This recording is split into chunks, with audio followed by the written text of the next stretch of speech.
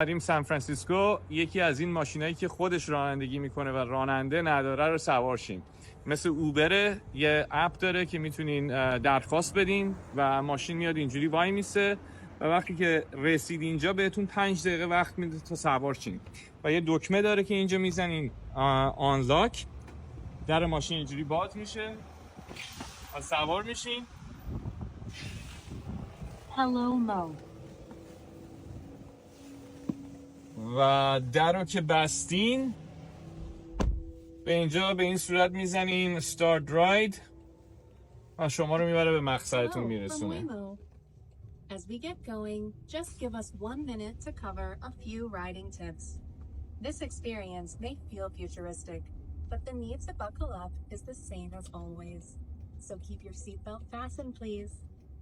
If you're traveling with little خب میگه ones, که باید کمربندمون رو حتما ببندیم.